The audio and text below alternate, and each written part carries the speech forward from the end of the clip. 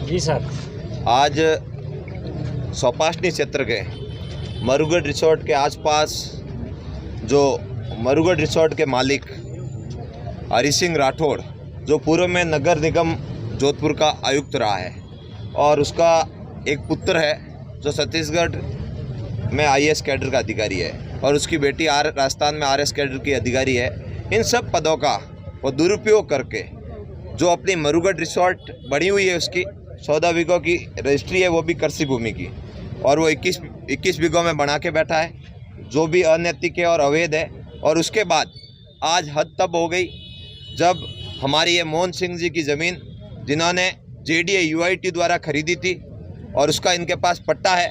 जब किसी के पास JDA का पट्टा मिलता है तो इंसान ये सोचता है कि अब मैं आश्वस्त हूँ, मेरी जो प्रॉपर्टी है वो एक नंबर की है, एकदम व्यवस्थित है। लेकिन जब ये वहाँ पे आते हैं तो देखते हैं कि इनके भूखंड पर इस भूमाफिया द्वारा कब्जा किया जाता है, और वो भी खुली दारू की बोतलें लेकर एक कुर्सी पे बैठा रहता है और बोलता है आप में जो है वो कर देना, मैं JDA, नगर निगम और संपूर्ण शासन और प्रशासन के अधिकारियों को जेब में रखता हूँ सहित एलानिया धमकियाँ दी जाती है।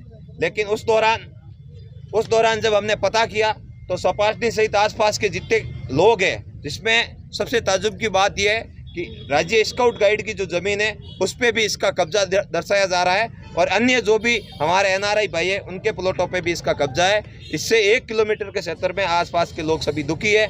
इसको लेकर हम लोग यहाँ JDA आयुक्त से मिलने आए थे। हमें मिलने आने की नौबत नहीं आती, क्योंकि उसने JDA को चैलेंज किया है। JDA के पट्टे के सामने उसने अपना फर्जी तरमीन करवाकर फर्जी तरीके से उसने फर्जी पट्टा ले लिया, जिसके लिए हम सब दुखी है। और हम ये चाहते हैं कि वहाँ के लोगों को न्याय मिले। और दुख की बात यह है कि जब ये मोहन सिंह जी थाने जाते हैं तो इनकी 2 दिन तक FIR दर्ज नहीं होती है, और फिर जैसे भी दबाव बनाकर FIR दर्ज करवाते हैं तो बोलते कि हम प्रूफ कहाँ से लाए। साक्ष्य जुटाना शासन प्रशासन का काम है, ना कि हमारा काम है।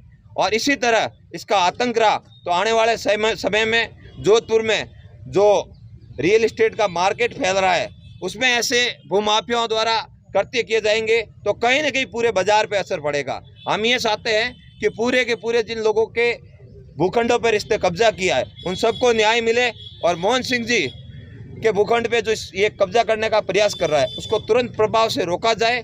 JDA आयुक्त से हमारा प्रतिनिधिमंडल वार्ता करने के लिए गया।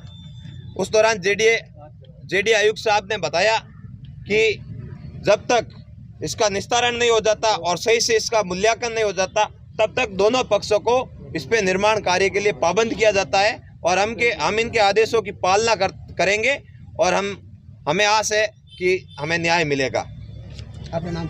मेरा नाम थान सिंह है, मैं राष्ट्रीय लोकतांत्रिक पार्टी का कार्यकर्ता हूँ। बहुत बहुत धन्यवाद।